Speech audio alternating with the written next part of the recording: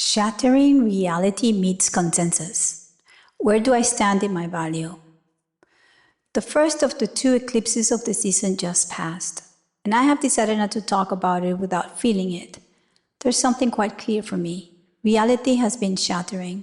It's been broken into many different crystals, and each crystal projects its own perspective, its own possible reality that can materialize. Now, there are two things that are very important to question in oneself. Where do I stand in my value? And what am I consenting to? I'm going to explore a little bit the recent ingress of the North Node in Aquarius with Pluto in Aquarius and the South Node and Sun and Jupiter in Leo squaring Chiron in Taurus. This choreography has been creating both a crisis and a tough confrontation that is so welcome in the collective at many levels. I'm going to choose one subject very specifically, but this also applies to any other subject in your life. I'm going to be speaking of consensus, Bitcoin, money, value. But you could take this apart and put health, medicine, pharma. You could also write schooling, academics, herd mentality, and retardation. Because I can give you examples today of many things that are happening that are shattering reality. I'm just going to give you some hints so you can identify the same ideas also personally, because it all depends if you're going through this on a personal level. Even though it's personal, there's always going to be a reflection of how you relate to the collective in your own community. Ta-da! A shared field held together by independent nodes. Consensus belongs to the Aquarian realm when we understand it as a coordination among sovereign individuals. Yet, consensus itself is not automatically Aquarian. It can also become conformity, ideologically capture, or the unconscious rule of the group.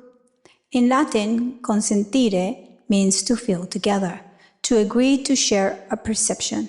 And in Bitcoin, consensus has even more precise meaning. Each participant independently verifies the same rules. No central authority declares what is true. Agreement emerges through verification. But when consensus acts through mandates, imposing itself against property rights on the body, it turns against the individual it was meant to protect. Is consensus something that belongs to the realm of the collective, to the shared field held by many, or does it always risk breaking into a single voice, a single decree standing in for everyone? I feel the pull of the future, the pull of my own sovereignty, my own singular frame, and I have to ask which one is actually mine to protect. A rupture is occurring now. Just watch how the earth is shaking around the globe, realigning tectonic plates via volcanic eruptions and earthquakes across many continents. I observe this shattering landing directly inside the values Bitcoin was built to protect. When value is held within the relationship, it becomes the meeting point where giving and receiving are embraced. Together they press against a shared intelligence I'm watching form in real time, a pattern moving through the network I am part of. This pressure could be the crisis that creates an opening, that confronts my chance to relate to consensus as liberation. The way the world met it as submission 6 years ago, I know I did not allow the pressure to give in. I'm looking at the chart of Bitcoin and its transits right now. I observe where its value is stored, and I ask whether the structure holding it is proven or only assumed. Harmony and relationship meet strategy and clear sight at its very root, and I know peace cannot be bought by giving up the principles that built it. I observe the original emotional image still alive in that chart. The first impulse, the memory of direct action, independence, self-custody, the beginning of something that asked no permission from anyone. I watch that territory being claimed again by the collective mind, institutions, labor, infrastructure, hierarchy, regulation, the machinery required to keep something running. I ask whether the commitment behind it still holds together, or whether a shadow has fallen over its purpose while everyone waited for someone else to guard it. The most important thing here is not what other people are doing, but how am I revaluing my own commitment to what Bitcoin really is. Bitcoin does not move forward or backward until the individual takes responsibility for where they are standing. What is money? And how am I taking care of my needs? Ta-da! What just happened? A shattering reality is revealed. I watch every actor arrive on stage. The miners, the developers, the custodians, the corporations, the governments, the influencers, the guardians, each one declaring themselves the keeper of what Bitcoin was originally for. I ask myself if I'm one of them, performing guardianship instead of practicing it. Can the individual remain sovereign while participating in the collective field? I do not agree, but I trust the network. I agree because I can verify.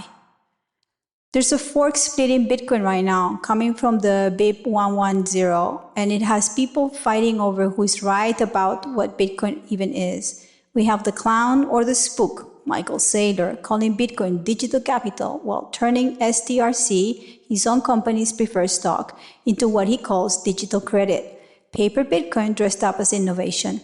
And we have others insisting all spam should be stripped from the chain, which is its own kind of discrimination, deciding from the outset what belongs and what does not. Where the needle is and where the needle should be is decided by each individual, not by the consensus of everybody. There's a war over what sounds custody is, coming from somewhere unannounced, as everyone silently agreed on trusting the field. It's putting pressure on whether you should be in custody of your own coins because there has been not one, but several security breaches in the last 10 days. Self-custody is not something that can be assigned to a third party. Once you choose how to take care of your own value, you become responsible for how this is done. One could say that there is an attack coming from the outside, and why not? Everything is at stake right now. And that is where I bring the early Pisces lunar eclipse on Bitcoin's Venus at 2 degrees of Pisces in the 7th house, arriving August 28th. That is the question of how we relate to the agreements we're making, the alliances, the values shared between parties, where we sell ourselves short, what needs to be questioned, and we need to put light into that. Because without this discernment, we just merge into a blob without any possibility to choose individually. The eclipse squares Uranus on Pallas Athena in Gemini in the 11th house, an opportunity for a radical repatterning of collective intelligence. This is exposing how narratives circulate through the network and how quickly consensus can be manufactured. And that is exactly what is happening. People are taking sides, and people are scared, because what they were standing on before is no longer solid ground. We do not agree because we trust one another. We agree because each of us can verify. What I'm observing from my point of view is that this is happening across many different disciplines, not just Bitcoin. I'm watching it in medicine, and despite the evidence confirming that we, as conspiracy theorists, knew was right because we were following our instinctual protection to our bodies, it was overridden by the consensus of the very weak. They not only signal us as being murderers. I do not blame Fauci for any of it. I blame the people who complied without ever questioning, the ones who let another man's word replace their own verification. I'm okay with it because I never felt rage, and I felt a sense of relief and release when 99% of the people that I knew walked away from my life. It was actually a very good flush. It was like, oh, this is what it needed to happen. I'm also watching it in academics, in the credentials everybody clings to. DEI, diversity, equity, inclusion, is fucking nonsense. Nothing but more division, more judgment, more discrimination dressed as virtue. We're watching the fall of a man put on a pedestal, caught in the very thing he preached against, who chose to end his life rather than stand inside the consequence of being seen for what he was, a mirror of inflated ethos built on the hunger to be seen, not on integrity. A sad story for sure. I'm not saying he or anyone followed that pattern exactly. This is my own interpretation, laid over a grief that is not mine to carry. but it stands as a mirror of what happens when a whole group of people follow rules so far from their own standing.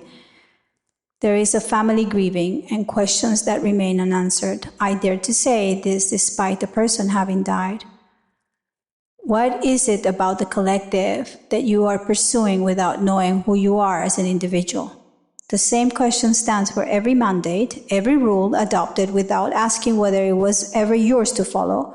None of this is a verdict on anyone's life, only a mirror held up to my own. What am I consenting to? What am I verifying for myself?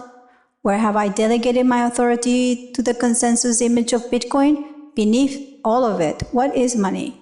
Because the future of Bitcoin may depend less upon achieving collective agreement and more upon whether sovereign individuals still understand the value they are agreeing to preserve. Ta-da! Dialectics, or why language and context matter. The word traces to Greek dialektike, techne, the art of philosophical discussion, from dialektikos, of conversation or discourse. Conversation, rooted in dialegeste, to converse. The deeper components are dia, through or across, and legein, to speak. Dialectic refers originally to a dialogue between two people who hold different points of view about a subject but wish to arrive at the truth through reasoned argument, using logic. They advocate propositions and counter-propositions. The outcome might be the refutation of a proposition, a combination of opposing assertions into a synthesis, or a qualitative improvement of the dialogue itself. Unfortunately, in these last times, this is not what we see. We're seeing people at war using ad hominem insults. I raise my hand here because I sometimes use the word retard out of frustration, and I want to clarify what I mean by it. I never use it from a place where biologically someone carries a handicap. I use it for a mind or an understanding that has been arrested because of emotional trauma, because of a lack of education, or because of an unwillingness to move around different points of perspectives. The process itself is retarded. So when I say this is retarded, I'm not insulting somebody's intellect directly. I'm saying they cannot see from different perspectives, and the speed of their understanding is off. There is also the possibility of seeing things from an unmovable place. A stagnation starts from there. When things are static and do not move in another way, it arrives at a place where no dialogue can be achieved. The string of words thrown across when dialogue and eloquence cannot be met is racism, retarded, communist, fascist. It is interesting because all these words once carried real weight and real meaning, and now they're just thrown back and forth like a tennis game. It is ridiculous. To take onto the Aquarian quality is to be objective, to watch a position without needing to defend it or destroy it.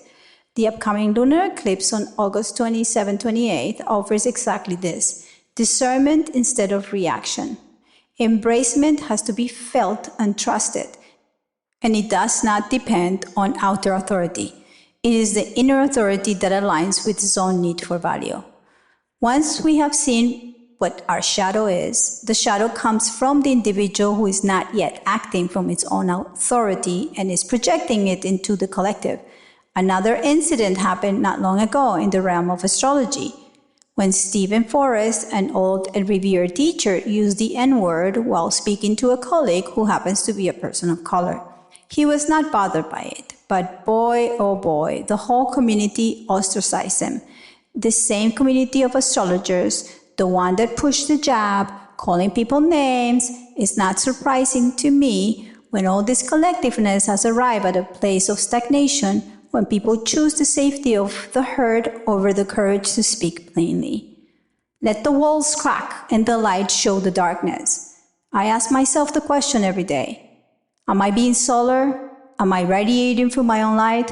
Or am I still being driven by the waters of the collective herd? Ta-da! Transparency note. Thought, leadership, strategy, synthesis, design, formatting, editing, and dictation verbatim by Monica Bravo. Editorial direction by Monica. supported by custom AI agents and workflows with final human review and full approval by Monica. Astrological interpretation is my own knowledge and observation, not sourced from external astrology content. AI is used for research, verification, and workflow support only. Anthropic now embeds watermarks in AI-generated text, and so does Substack. I personally don't have a problem naming that. For the astrology curious, there's a set of footnotes from 1 to 11 that explain the reading. Have a great week.